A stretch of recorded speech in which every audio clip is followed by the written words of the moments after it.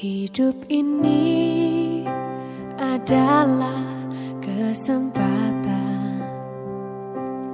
Hidup ini untuk melayani Tuhan. Jangan sia-siakan waktu yang Tuhan beri. Hidup ini hanya sementara. Sekuntum bunga di pagi hari, mekar indah harum di padang yang hijau. Demikian Tuhan mendandani rumput, gugur bunga bila panas terik. Oh Tuhan, pakailah hidupku selagi aku masih kuat. Bila saatnya nanti ku tak berdaya lagi, hidup ini sudah jadi berkah.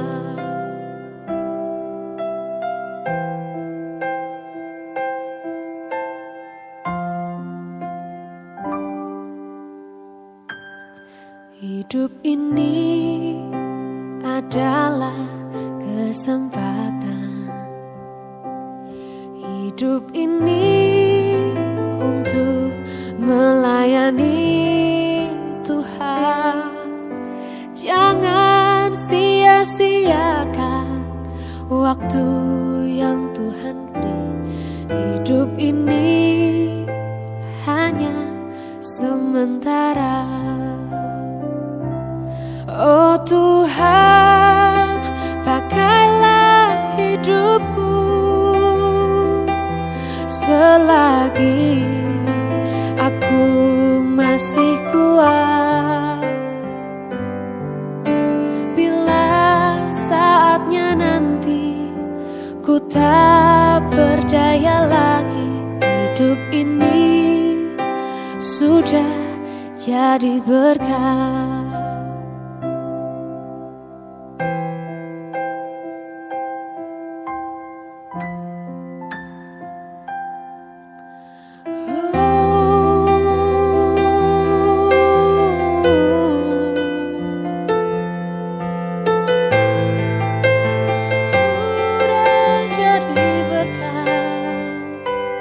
Oh Tuhan, pakailah hidupku selagi aku masih kuat. Bila saatnya nanti ku tak berdaya lagi, hidup ini sudah jadi berkah. Hidup ini sudah jadi berkah.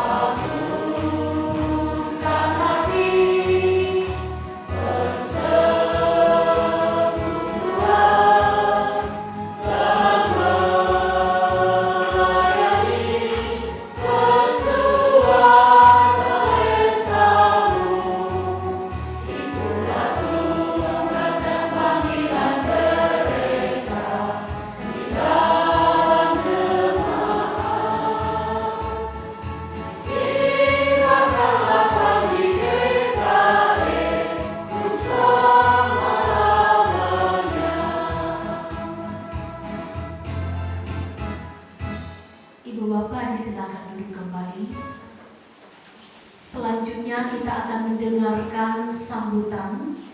Kita akan mendengar sambutan dari Majelis Jemaat GKI Parahangan kepada Bapak Penetua Pundi Unai, dipersilakan.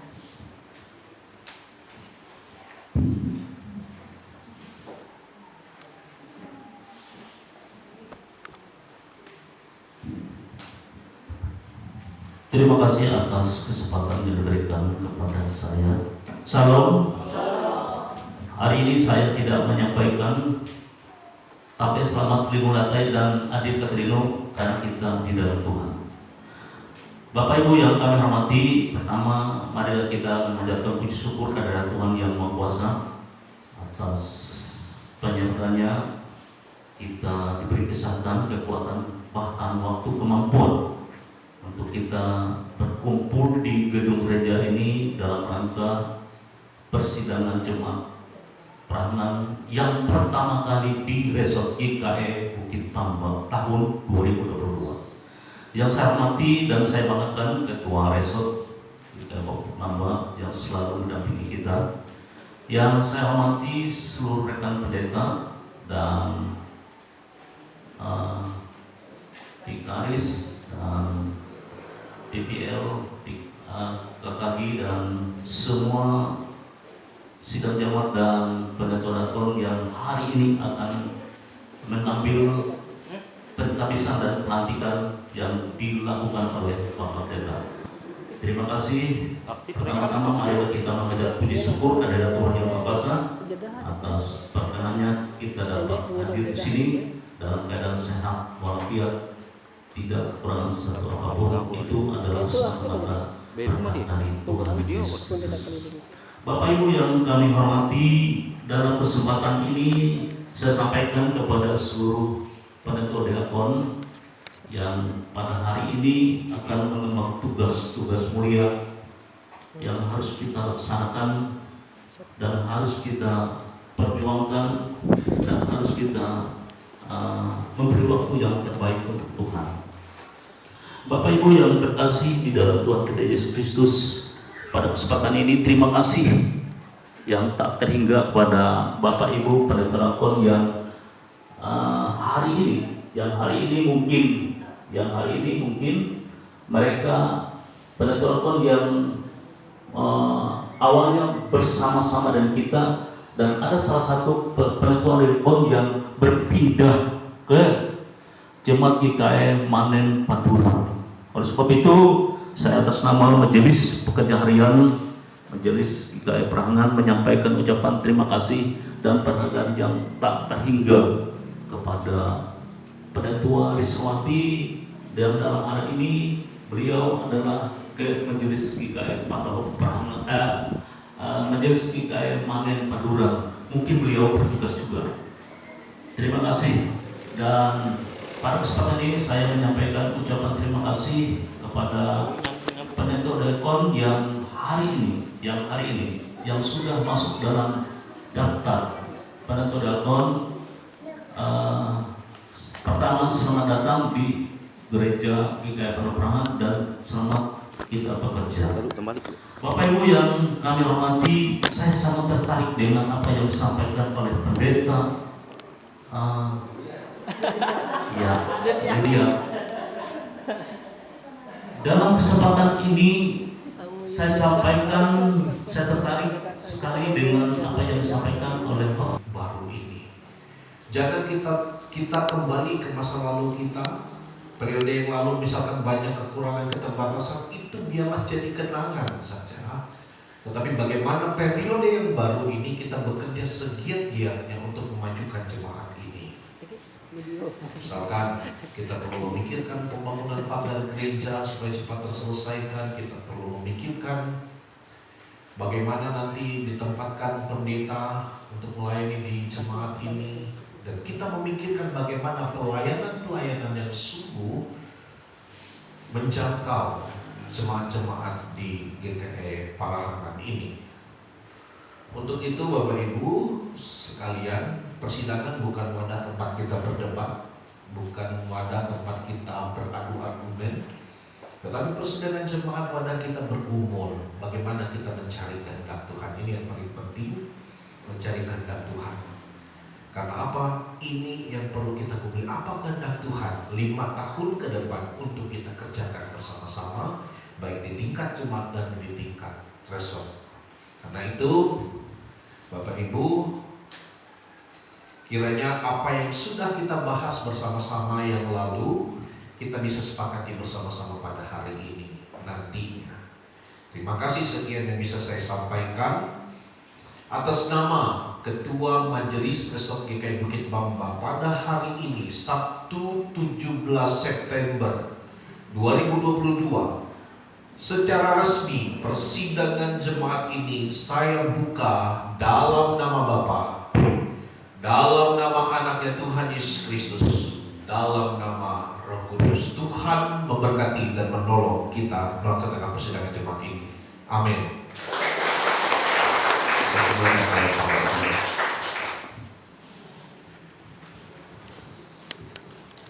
Iya, kita sudah mendengarkan sambutan yang disampaikan oleh Ketua Resort.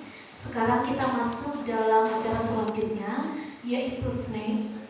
Nah, kita akan masuk pada bagi kita bersama-sama tentang di dalamnya nanti organisasi GKE, tugas tanggung jawab penatuan diakon GKE, dan bagaimana nanti tentang persidangan jemaat. Itu akan saya jelaskan nanti di dalam materi kita pada hari ini. Perkenankan Bapak Ibu saya untuk menyampaikan materi yang biasa saya sudah sampaikan di resort-resort yang mengundang untuk pembinaan seperti itu. Dan kebetulan pada tanggal 24 nanti Bapak Ibu saya diundang untuk menyampaikan materi di resort GKE Bulik Timur, karena mereka di sana melangsungkan sinode resort sekaligus melaksanakan pembinaan. Ya, lanjut.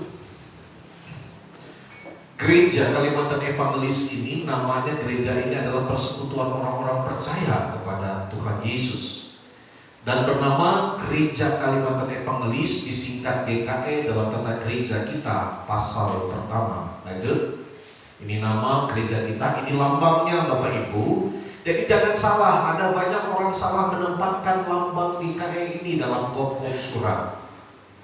Nah, jadi lihat, ada 5 gelombangnya itu melambangkan kita ini tunduk pada Pancasila, ya, sebagai dasar negara kita, dan kita gereja wajib juga untuk menjadikan Pancasila juga sebagai bagian daripada gereja kita. Seperti itu yang harus diperjuangkan. Di sana ada perahu, ada Alkitab terbuka, di mana di dalamnya ada lambang Alfa dan Omega, salib berwarna merah, peta Kalimantan, Pulau Kalimantan yang berwarna hijau, ada warna kuning. 1839 itu lahirnya gereja kita, di mana baptisan pertama GKE itu terjadi oleh misionaris kita Hubert di Betabara. Lanjut. Ciri khas GKE itu evangelis, Bapak Ibu. Evangelis itu kabar baik tentang Tuhan Yesus Kristus, atau sebutan dalam bahasa Dayak Ngajunya evangelion. Ya, evangelion yang menjadi dasar inti daripada pemberitaan GKE. Artinya gereja GKE sadar betul Parahangan ini ada karena buah daripada pemberitaan kabar baik dari evangelis itu tadi.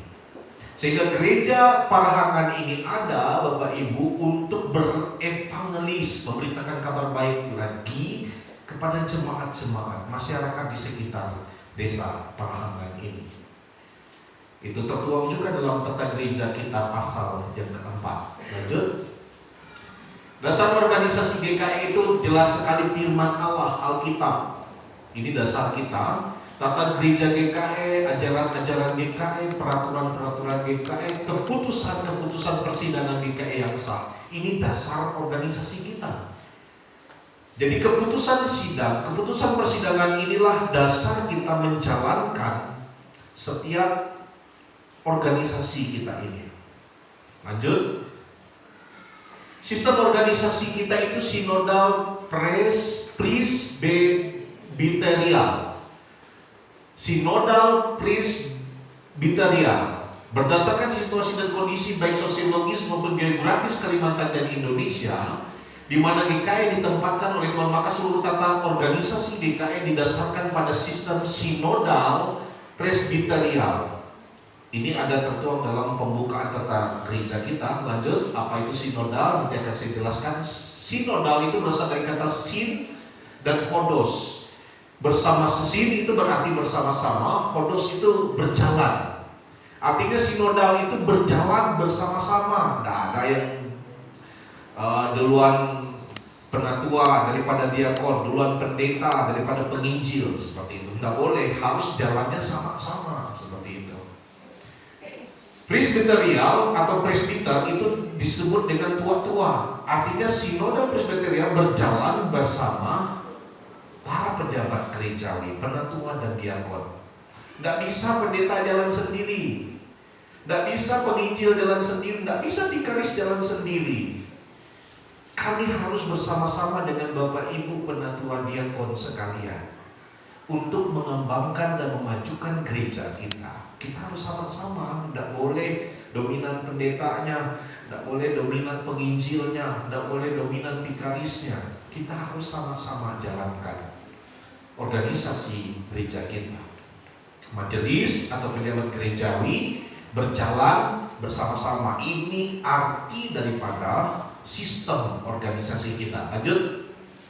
Susunan organisasi kita GKI ini di tingkat pertama itu majelis jemaat, tingkat kedua itu resort, dan tingkat ketiga yang paling teratas tertinggi itu sinode namanya.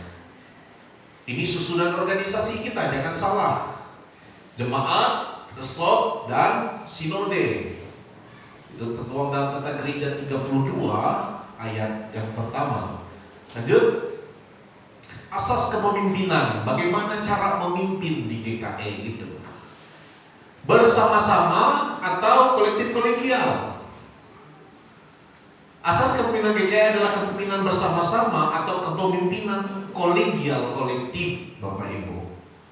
Kolektif kolegial. Maka lihat, kalau cap di GKI itu kenapa capnya disematkan di tengah antara ketua dan sekretaris?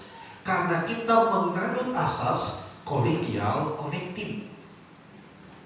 Kalau dia misalkan bupati, coba lihat, kalau bupati tanda tangan tuh capnya di mana? Di samping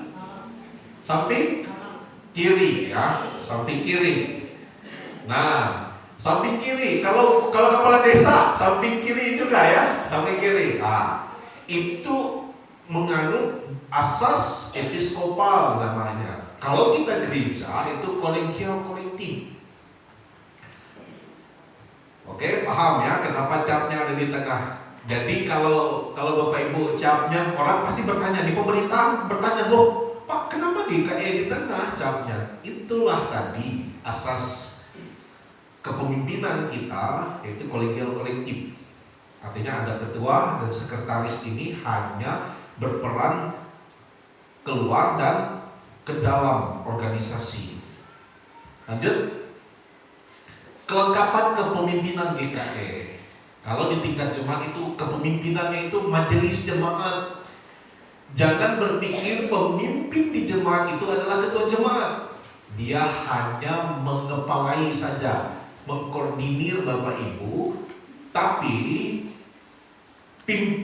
asas kepemimpinan, kenapa? Oh ya, itu majelis jemaat. Di jemaat itu majelis jemaat ini jadi keputusan tertinggi itu tidak diambil oleh ketua jemaat, tapi diambil oleh majelis jemaat. Bapak Ibu, jangan ada pernah kata-kata yang bicara tentang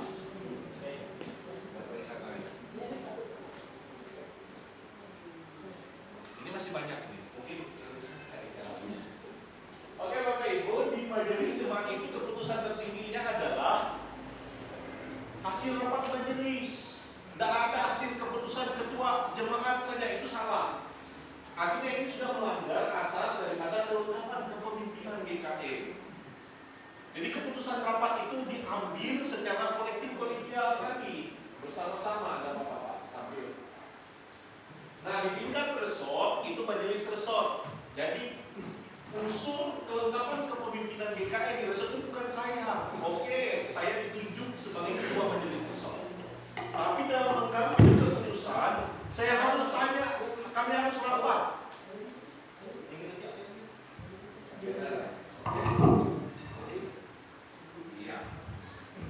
Cek.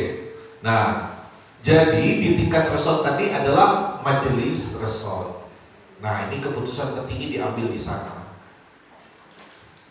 Jadi Bapak Ibu, saya ini sebutannya sebagai ketua majelis resort GKE Bukit Bangka. Saya bukan ketua MPH, Majelis Pekerja Harian. Kalau saya ketua majelis pekerja harian, berarti saya mengetuai hanya 5 orang saja. Di dalamnya adalah wakil ketua 1, wakil ketua 2, sekretaris, wakil sekretaris, bendahara, wakil bendahara, hanya mengetuai 6 orang saja. Kalau jadi jangan salah seperti itu. Ketua majelis resort, artinya saya ketua dari seluruh wilayah resort GKE Bukit Bamba yang di dalamnya ada 9 jemaat seperti itu. Oke.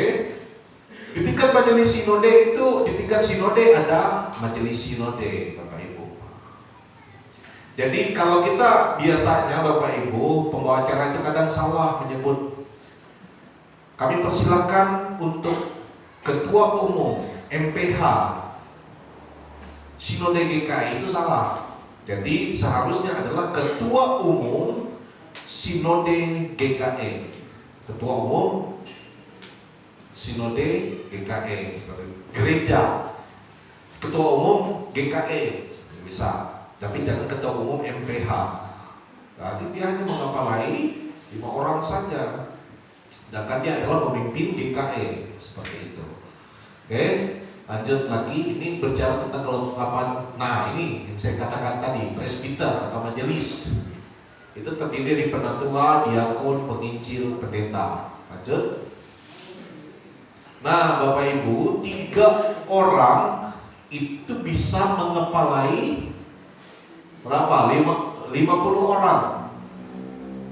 Ini 1 orang itu mengepalai 5 orang Bapak Ibu.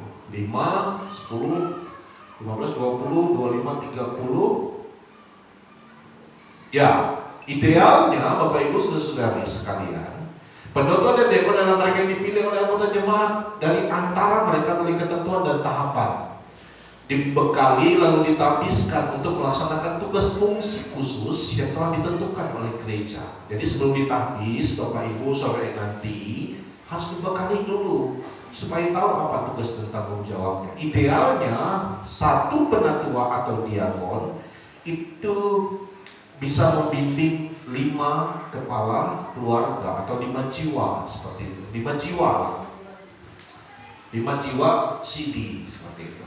Ya, lanjut. Nah, kedudukan penatua diakon ini bagaimana? Ada yang mungkin tinggi penatua dari diakon. Nah, di sini Bapak Ibu kedudukan dari penatua dan diakon itu setara.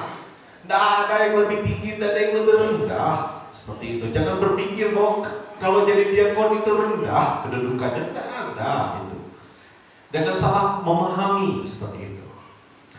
Hanya fungsinya berbeda, kedudukannya setara Bapak Ibu antara penatua dan diakon, hanya fungsinya berbeda.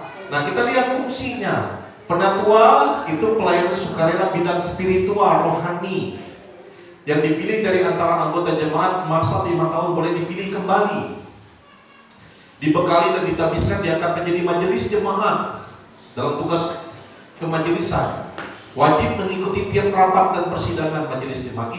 Ini kewajiban daripada penatua. Diakon pelayan sukarela bidang sosial, material, fisik yang dipilih dari antara anggota jemaat masa 5 tahun boleh dipilih kembali. Dibekali dan ditabiskan dia akan menjadi majelis jemaat. Tugas kemajelisan wajib mengikuti setiap rapat dan persidangan majelis jemaat. Ini wajib.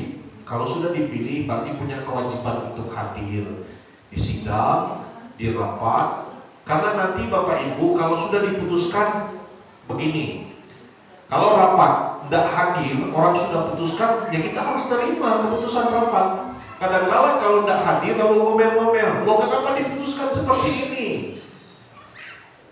Karena tidak hadir tadi sudah diputuskan, ya kita seharusnya menerima hasil keputusan rapat. Karena apa? Karena di dalam pembekalan ini kita sudah melihat wajib mengikuti rapat, sidang dan persidangan. Jadi jangan protes nanti kalau sudah diputuskan seperti itu. Nah, lanjut lagi. Nah, kita masuk dalam tugas tanggung jawab penatua dan diakon. Yang pertama itu memberi pelayanan seperti semestinya dan secara merata kepada setiap warga jemaat GKE dan membina seluruh warga jemaat agar menjadi warga yang terlibat aktif dalam pelayanan. Itu katekismus kita menyatakan demikian.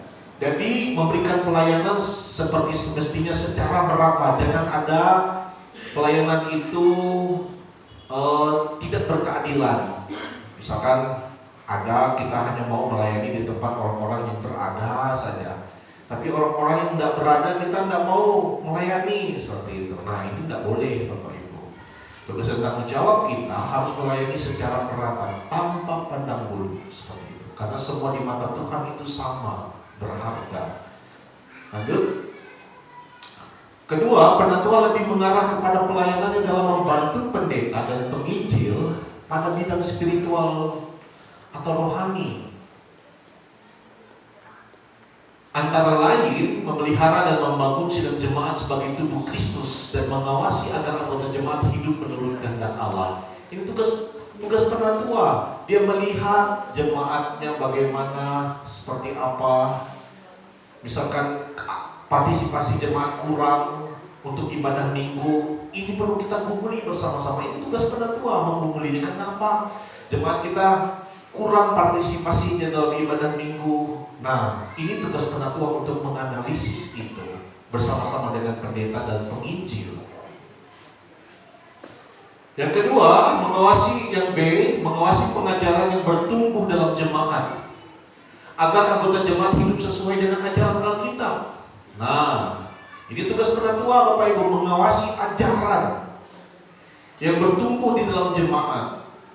Nah, Bapak Ibu, kenapa kalau penatua itu semestinya harus duduk di sebelah kanan dari mimbar? Sebenarnya penatua dan diakon itu harus duduk di sebelah kanan mimbar.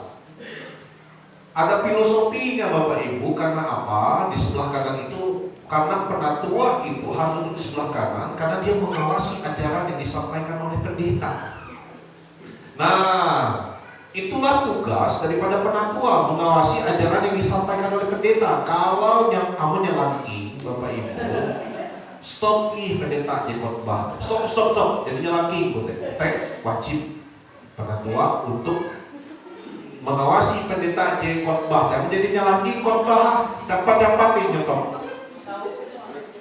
Nah, lalu Bapak Ibu, kenapa kita ketahuan ajaran pendeta nyelangking, amun kita jarang membaca Alkitab. Amun itu jarang membaca Alkitab, kita dia ketahuan ajaran pendeta nyelangking kalau dia enak. Nah, tugas penatua dia kontek membaca Alkitab belajar wajib, supaya ketahuan ajaran pendeta nyelangking dia. Elak asal teren Bapak Ibu pendeta tuh tahu ke ya dia mau hukum, bujur. Ela kita asal telen kita harus bujur kita memperhati. Barang kue kita ketahuan ajaran pendeta nyelangking kata dia, amun kita dia membaca Alkitab, nah. Jadi Bapak Ibu lah bagian B, mengawasi pengajaran yang bertumbuh. Tapi sementara tuh jatun kalau pendeta nyelangking ajaran jatun syukuri selama bersyukuri ya. Dan mudah-mudahan jatun pendeta GKE dan nyelangking ajaran kamu jadi TKI nyelangking ajaran nggak wajib Bapak Ibu menegur menyetop ya khotbah. C. Dapat membantu tugas pendeta atau penginjil dalam melayani sakramen atau penugasan khusus untuk itu. Nah, penatua dia tahu mimpin perjamuan kudus lah, menjatuh pendeta. Tahu membaptis dulu, tahu memberkati dulu lah. Nah, teh tugas penatua lah. Jadi iya teh amun jatuh pendeta, tahu penatua. Bihin teh rancak penatua malah memberkat, membaptis dulu. Yo, nengah perjamuan kudus rancak teh. Tapi waya tuh nah jadi tege pendeta teh. Yo, tapi tahu untuk hal-hal yang khusus, misalkan tege dulu di sekarat, pendeta misalkan lagi berhalangan atau lagi ke kue kah, tege perjalanan narai kah, kute pelatihan narai kah, siap-siapi penatua untuk membantu tugas jite, home point C, memberitakan firman Tuhan, teh tugas penatua. Lanjut lagi, diakon lebih mengarah kepada pelayanan dalam membantu pendeta dan penginjil pada bidang sosial material. Antara lain mengumpulkan dan memelihara persembahan syukur jemaat serta berupaya untuk menggali dana bagi pelayanan majelis jemaat. B. Mengusahakan dan memberi pertolongan bagi warga gereja yang sangat memerlukan sesuai dengan program majelis jemaat. Misalkan TG di berduka cita, TG uang duka, TG misalkan ulun mate dimenyiapkan karangan bunga teh diakon, siap-siap kutena. Misalkan TG di warga jemaat kita, misalkan TG bencana alam dan lain sebagainya, TG musibah, nah jadi tugas diakon dohok kutena. Mendohok teh dalam arti bersama-sama dengan majelis jemaat kuras kena bicara kutena supaya TG solusi. Lanjut, mengawasi dan mengupayakan barang inventaris jemaat baik barang bergerak maupun tidak bergerak, nah tugasnya. Jadi malah kalau bagi koordinator mengajar dan memimpin anggota jemaat agar perwatasan gereja, rumah dinas gereja dan aset terawat dengan baik dan terjaga. Gitu. Misalkan Bapak Ibu jadi panjang rumput teh payah, ayo kita gotong royong, jadi panjang rumput teh, kayak berasih ya perwatasan gereja itu teh, nah jadi payah jadi panjang Bapak Ibu rumput. Hubungan atau dialog antara Allah dan manusia sekaligus dalam rangka menciptakan ketertiban dan kehikmatan ibadah. Jadi perlu ditekankan bagi kita, kenapa ada tata ibadah, kenapa ada liturgi yang diatur demikian rupa. Maksudnya adalah apa? Supaya ada dialog antara Allah dengan jemaat. Nah, kalau kita memperhatikan di dalam tata ibadah kita, Bapak Ibu jemaat Tuhan, ya kalau dalam tradisi gereja kita itu adalah Lutheran Calvinis, yang memegang bagian yang sangat penting bagi kita adalah pemberitaan firman Tuhan. Nah, kenapa sangat penting Bapak Ibu jemaat Tuhan? Karena pemberitaan firman Tuhan itu merupakan cara ataupun sarana Allah untuk berbicara kepada yang namanya umatnya. Nah, kemudian ada bagian lain apa? Ada yang namanya doa, ada yang namanya nyanyian. Itu apa? Itu sebetulnya berbicara, inilah cara kita berkomunikasi dengan Tuhan lewat nyanyian, lewat yang namanya doa. Nah, tetapi kadang-kadang kalau kita memperhatikan, kalau sudah bernyanyi itu, Jumat itu semangat luar biasa sekali. Apa lagunya? Maka jiwaku pun memujimu. Itu kan kita puji Tuhan, kan memujimu. Tapi ketika khotbah, jadi kadang-kadang kita ini cuma maunya Tuhan yang dengar kita, tetapi kita tidak mau dengar suara Tuhan. Nah, itu ya obat tadi itu. Oke, nah kemudian untuk tata ibadah kita itu dimulai dengan yang namanya tahbisan dan diakhiri dengan yang namanya berkat Tuhan. Nah, dalam gereja kita tata ibadah itu memakai yang namanya istilah liturgi. Nah, kebanyakan kita Bapak Ibu jemaat Tuhan kalau sudah menyusun liturgi ataupun tata ibadah itu agak keliru ya. Jadi misalnya begini, liturgi tata ibadah hari Minggu, padahal sebetulnya liturgi hari Minggu itu sudah cukup. Atau tata ibadah hari Minggu, tidak perlu lagi tambah liturginya lagi atau tata ibadahnya lagi kalau salah satunya sudah ada. Karena apa?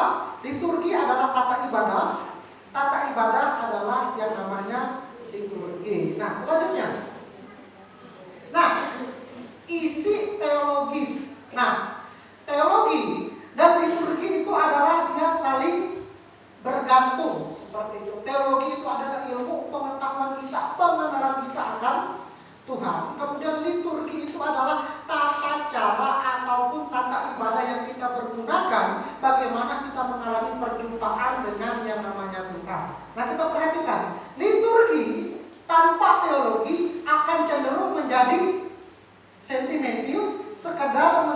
mode dan subjektif. Paham maksudnya Bapak Ibu? Agak susah ya, makanya saya jelaskan sedikit. Ya. Baik Bapak Ibu, liturgi tanpa teologi. Begini, liturgi tanpa teologi banyak orang anti dengan yang namanya liturgi ataupun tata ibadah. Aku tuh nampak pendeta dia bela aku sama yang lagi KE. Leha aku. Kan Bapak Ibu menyanyi, potong salam, menyanyi, berdoa, menyanyi, berdoa, firman Tuhan, doa syafaat. Lalu aku nampak sampai bahasa dengan jatuh tiga amat benar persekutuan kita dengan Tuhan. Nah saudaraku yang dikasih oleh Tuhan Yesus Kristus, bagaimana orang di KM menjawab seperti ini? Beberapa mengatakan, kamu pernah Rasulullah, kamu pernah mute. Barang misionaris dihin kena hindai keren jalan kena kare aspal kena ramai ke parangan kena ditege buka ambil saudara, itu memang tidak salah, tetapi bagi kita sebagai orang Kristen adalah tidak bertanggung jawab. Ya, kalau saudara mengatakan hal seperti itu, artinya tata ibadah yang kita buat itu cuma sekadar mengikuti orang zaman dahulu. Padahal sebetulnya saudara yang dikasih oleh Tuhan, tata ibadah kita itu juga berasal daripada yang namanya Alkitab. Nah, tapi kalau saya tidak akan menjelaskan terlalu banyak saudara, makanya saya persingkat saja seperti itu ya. Tata ibadah kita itu tata ibadah di mana? Di bait Tuhan. Kemudian karena masuk ke dalam pembuangan itu, kemudian ibadahnya di sinagoge. Itu cuma doanya gimana saudara? Cuma Shema, membacakan Ulangan 6 ayat 4. Allah kita adalah Allah yang Esa, cuma itu menyanyi, membaca Taurat, berkat Tuhan, itu selesai. Tetapi lama-kelamaan itu liturgi berkembang sampai akhirnya yang kita gunakan sekarang. Tujuannya adalah apa? Kenapa ada tata ibadah sedemikian? Supaya ibadah itu tidak kacau, teratur. Makanya ibadah GKM itu adalah hikmat dan teratur. Saya tidak tahu banyak orang mengidentikan hikmat itu dengan tertidur. Coba Pak ya, aku tanya presiden rumah kan itu. Pagi dia itu. Bela itu uang apa? Kaisar Gibran kalau tanya sopir aja dia tahu mana. Saudara, jadi ketika beribadah itu bayangkan yang kita hadapi itu adalah Tuhan. Kalau Tuhan kita menghadapinya bagaimana? Tuhan itu tidak mungkin kan? Kita pasti akan menunjukkan sikap hormat, takut, taat kepada yang namanya Tuhan. Makanya dalam suasana ibadah kita itu penting membangun yang namanya keagungan. Makanya nyanyian pertama kita tadi apa nih? Suci, suci, suci. Suci 3 kali itu Tritunggal Bapak Ibu, Bapa, Anak dan Roh Kudus. Kita sedang menyembah Allah Tritunggal. Suci, suci. Bukan seperti itu, tapi kita bawa datang suci, suci, suci. Jadi ada turun, naik, naik. Jadi kita sedang mengangkat suara kita kepada Allah yang suci, saudara. Nah kemudian unsur yang kedua selain keagungan apa? Tuhan itu juga Tuhan yang dekat. Nah gereja, aliran-aliran lain, saya ambil kata yang Katolik, mereka lebih menekankan Allah itu adalah Allah yang maha tinggi. Makanya kalau kita ibadah di gereja Katolik, dalam tanda kutip suasananya seperti kuburan. Ya.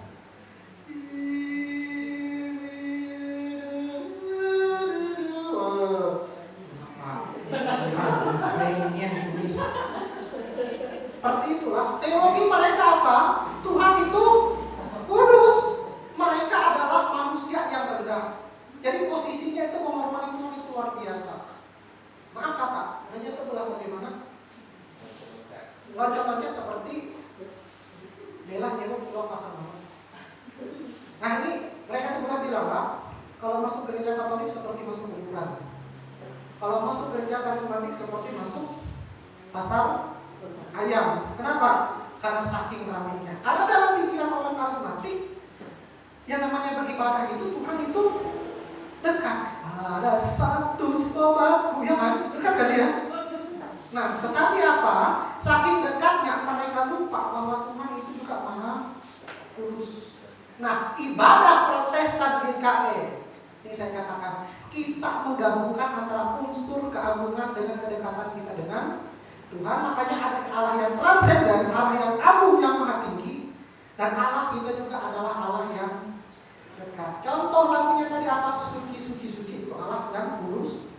Yesus kawan yang sejati, itu Allah yang dekat dengan kita. Aduh, luar biasa ya Bapak Ibu. Kalau ngerti, coba aku yang ngerti.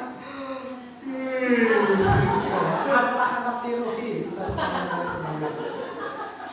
Nah, jadi saudara, liturgi tanpa teologi itu akan menjadi sentimental, artinya suka-suka saya. Misalkan karya terbesar dalam hidupku, kita mainnya pas Natal dia cocok. Karena lagu tentang Paskah atau puji Tuhan. Itu pas dalam pikiran. Apa lain? Lanjut kan? Oke, isi teologis dari tiap-tiap unsur liturgi yang kita digunakan itu dimulai dengan potum atau tahbisan dan berakhir dengan yang namanya berkat. Selanjutnya, oke, nah ini adalah isi teologis dari tiap-tiap unsur liturgi. Potum atau tahbisan ini berasal daripada yang namanya bahasa Latin, nasal, dan selanjutnya kata ini juga berarti permohonan, harapan, dan juga keinginan. Nah, kata ini itu diambil alih oleh pengikut Calvin, lalu terjemahkan menjadi keterangan atau janji hikmat yang diucapkan oleh pemimpin ibadah pada permulaan ibadah. Jemaat Tuhan, saya undang berdiri. Ayo coba berdiri. Kemarin diminta mempraktekkan kan? Sekarang kita praktekkan. Kita tahbiskan ibadah kita dengan potum dan salam. Pertolongan kita adalah di dalam nama Tuhan yang menjadikan langit dan bumi. Kasih karunia dan damai sejahtera dari Allah Bapa kita menyertai kamu sekalian. Amin. Berdoa. Saudara, ini sikap potum dan salam yang benar. Kebanyakan kalau kita potum dan salam itu bagaimana? Ingat, potum itu adalah apa?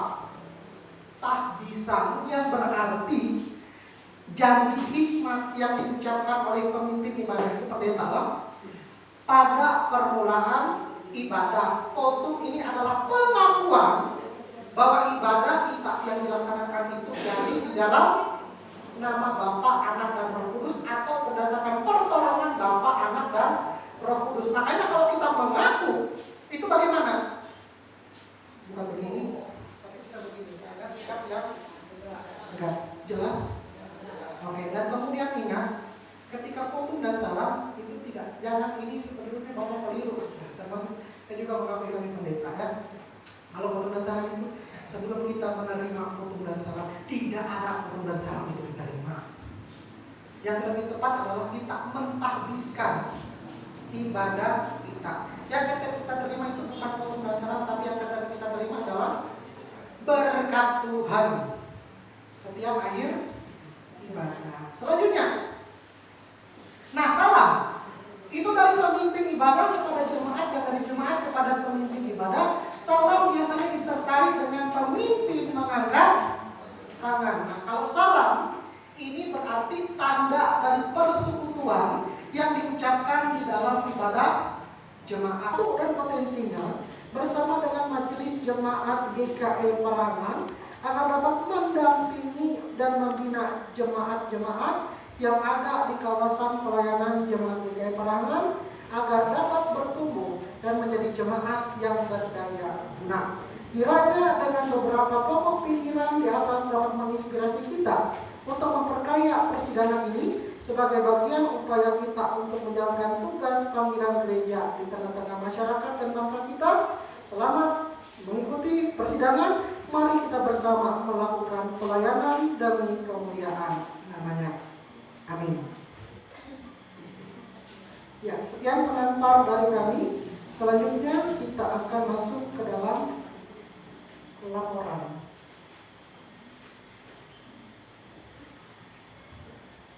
Untuk laporan di persidangan.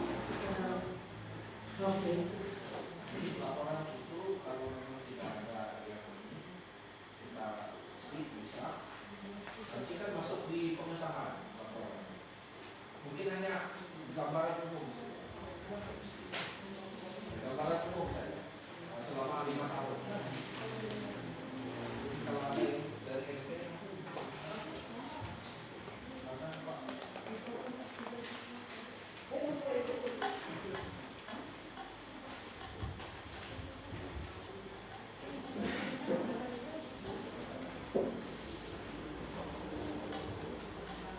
Baik Bapak Ibu yang kami hormati, pada kesempatan ini kami menyampaikan gambaran umum terkait dengan penata layanan di Majelis Jemaat GKI Perangan selama 5 tahun yang sudah lewat sampai hari ini. Jadi yang pertama terkait dengan pelayanan, penataan pelayanan, saya berbangga kalau di Majelis GKI Perangan ini baik itu hari Minggu dan kebaktian keluarga, rumah tangga dan sebagainya itu berjalan baik. Kecuali, ini ada kecuali Pak, kecuali kebaktian bapak-bapak yang sampai hari ini masih belum berjalan. Artinya ini menjadi pemikiran dan PR kita bersama. Jadi mohon dengan hormat bagaimana hal ini kita mengembang kembali, artinya pelayanan terkait dengan pelayanan sesi pelayanan Bapak yang ada di Majelis GKI Perangan. Dan tentang keuangan yang sudah disampaikan itu menunjukkan baik dalam penataan keuangan, dan yang lain saya rasa 5 tahun itu berjalan dengan cukup baik, kecuali saja itu Pak, seksi pelayanan Bapak. Mohon kembali kami mohon dengan kita semua ini menjadi PR kita dan juga menjadi PR untuk resort bagaimana ini menyebut kembali menjadi GKI Perangan. Terima kasih dan selamat siang.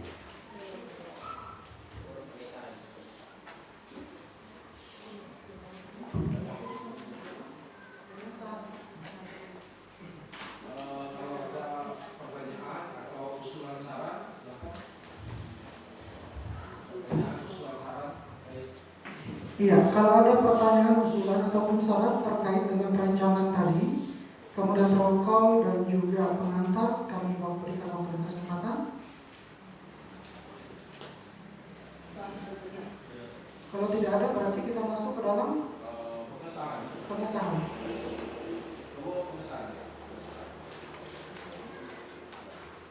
Baik Bapak Ibu jemaat Tuhan, pada saat ini kita akan masuk ke dalam bagian pengesahan, di mana dalam bagian pengesahan ini yang pertama kita akan mendengarkan laporan program kerja dan keuangan 5 tahun sebelumnya.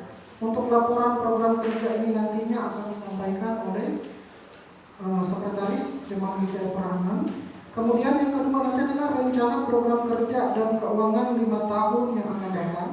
Dan yang ketiga nanti di dalam pengesahan ini adalah kita akan mengesahkan komposisi dan personalia Majelis Pertimbangan Badan Pengawas Perbendaharaan dan Majelis Pekerja Harian Jemaat GKI Perangan periode tahun 2023 sampai 2027. Untuk laporan program kerja selama 5 tahun sebelumnya, saya serahkan kepada Sekretaris Jemaat kita. Silakan Pak.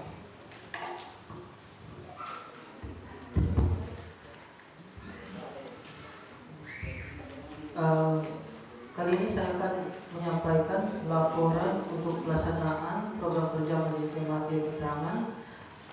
Awalnya untuk program kerja dan kedua nanti untuk keuangan. Di lembaran sudah kami sediakan bahwa di situ banyak tertulis laporan program kerja untuk masa tahun 2018 sampai 2022.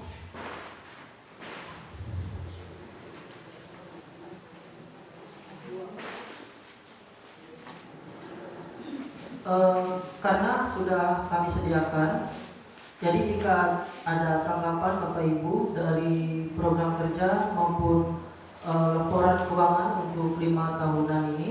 Kami persilakan.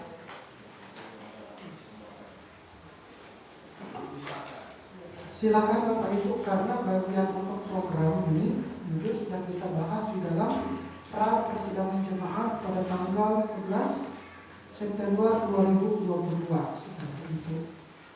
Jadi bagaimana kalau setelah dipelajari kemarin itu, apakah ada yang mau dipertanyakan daripada program kerja yang sudah dilaksanakan selama 5 tahun yang sudah lewat? Kalau tidak ada berarti kita sahkan.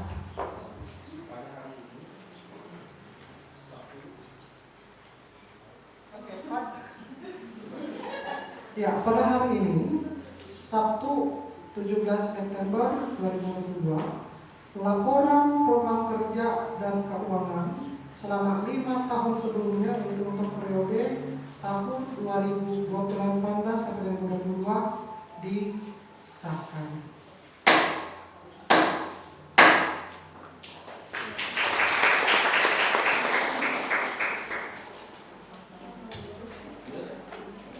Ya, selanjutnya kita akan mendengarkan rencana program kerja dan keuangan selama 5 tahun yang akan datang kepada Ibu Penelitian Inti.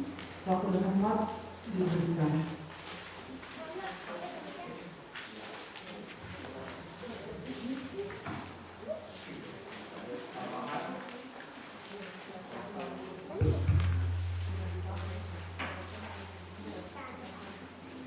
Bapak Ibu Pendeta Diakon yang dikasih dan diberkati oleh Tuhan Yesus Kristus, dalam program kerja atau keuangan kita pada 2012 sampai 2018 sampai 2022 sudah ada terlampir dalam buku yang kita pegang masing-masing. Apakah sebelum disahkan, apakah ada sanggahan dari Bapak Ibu Pendeta Diakon yang hadir pada saat ini? Waktu kami persilakan.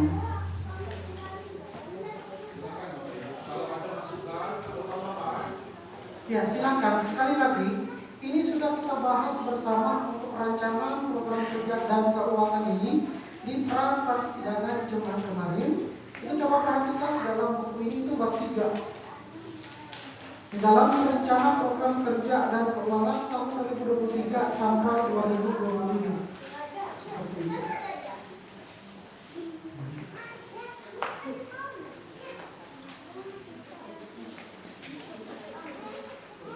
Kira-kira kami berikan waktu mungkin 3 menit ya Pak ya, untuk membacakan lagi. Kami tidak akan bacakan lagi karena ini sebetulnya ini adalah beberapa bagian itu masih mengulang dari program yang lama. Karena ada beberapa program tambahan yang juga sudah kita bahas di dalam rapat pra persidangan pada Sabtu 11 September 2022 kemarin. Silakan, kami berikan waktu 3 menit untuk membaca lagi. Kira-kira ada tidak yang mau dibahas terlebih dahulu di sini?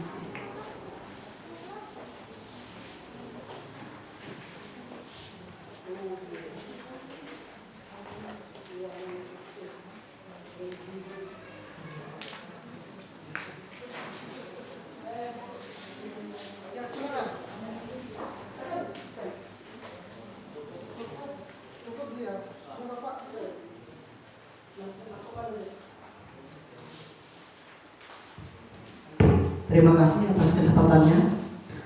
Saya melihat kita laporan keuangan Pak ya, yang secara khususnya keuangan ibu-ibu.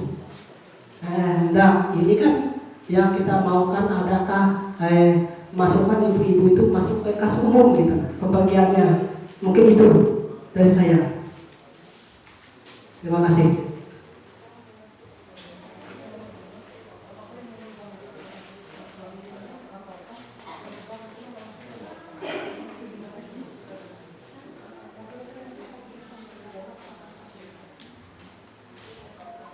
Iya, baik. Terima kasih buat pertanyaannya Pak berkaitan dengan masalah ya keuangan khususnya bagian kategorial. Saya pikir bukan cuma ibu-ibu seperti itu.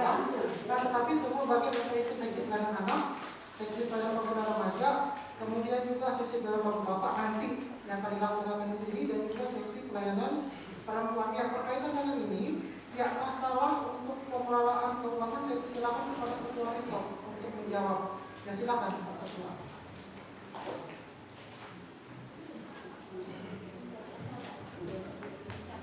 Ya, Bapak Ibu sekalian, berkaitan tentang keuangan kategorial itu sekarang sebenarnya kita mengandung satu pintu. Jadi yang pegang semua keuangan kategorial itu adalah bendahara jemaat. Ya. Lalu bagaimana kebutuhan sekolah minggu, kebutuhan bapak-bapak, kebutuhan ibu-ibu, kebutuhan pemuda remaja itu dianggarkan berapa untuk mereka 1 tahun? Contoh di resort Bapak Ibu, kategorial itu dianggarkan sama rata, baik ibu-ibu, bapak-bapak, anak-anak maupun pemuda remaja, 2 juta masing-masing mereka diberikan anggaran. Silakan untuk apa? Mereka bikin kegiatan apa? Misalkan KPA buat kegiatan, silakan ambil untuk beli buku lah, untuk pengembangan apakah mereka bisa gunakan itu. Dulu di Kalimantan Timur saya itu anggarkan 8.300.000 satu kategorial.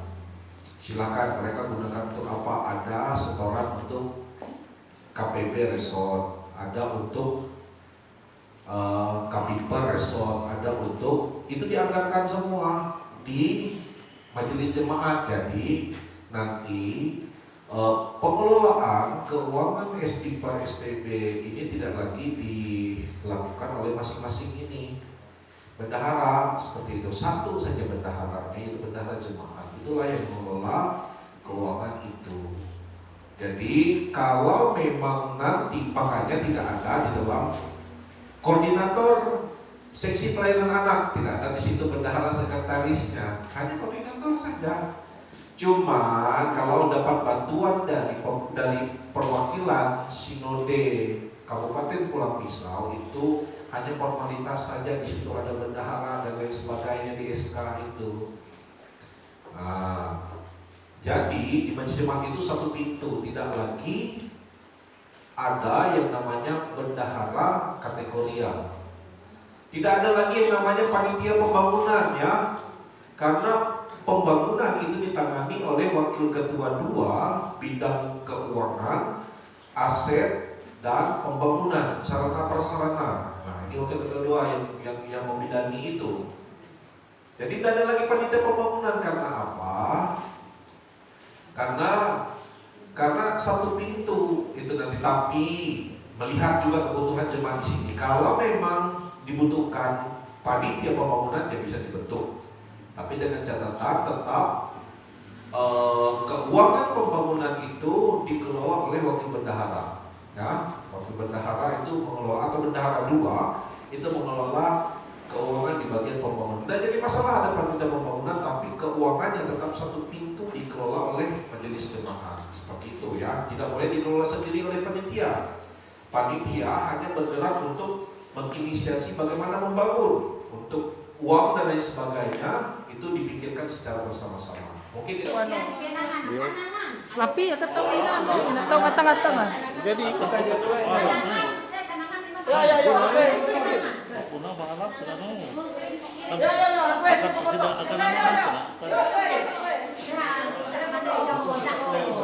Bawakan kenang-kenangan tame YouTube tuh nah.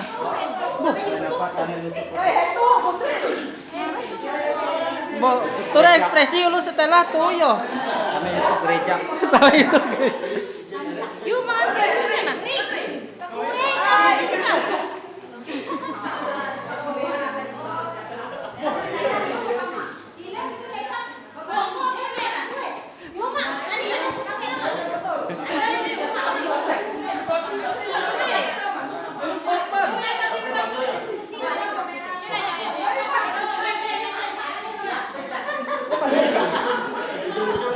Masih rekam tuh nah.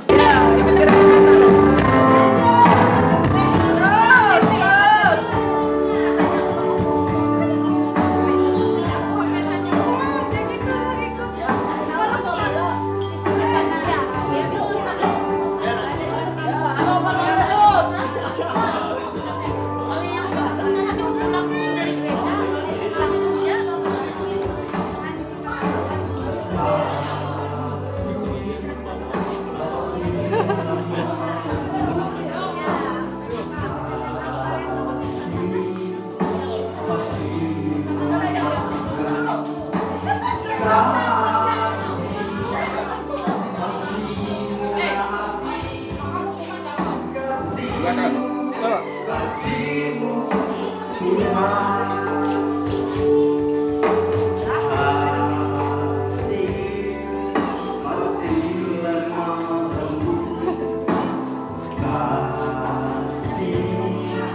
Pasti memaafkan, kasih pasti merahmati, kasihmu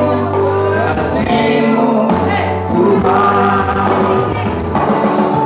Ajarilah kami ini saling mengasihi, ajarilah kami ini saling mengampuni, ajarilah kami ini kasih-Mu ya Tuhan, kasih-Mu tiada batasnya.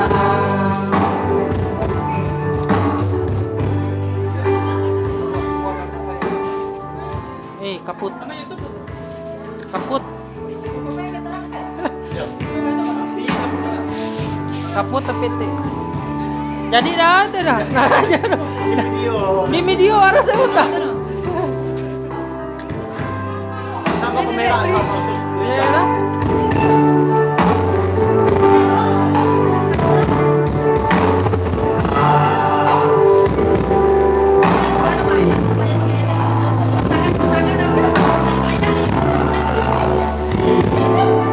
Pasti memaafkan, kasih pasti murah hati, kasih-Mu Tuhan.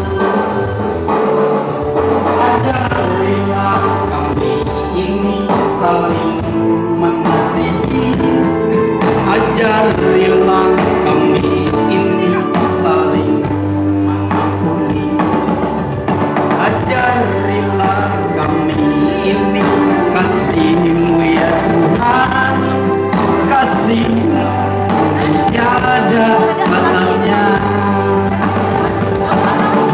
Ajarilah kami ini saling mengasihi, ajarilah kami Dari lipat saling mengampuni, ajarilah kami ini kasih-Mu ya Tuhan. Hari ini jadi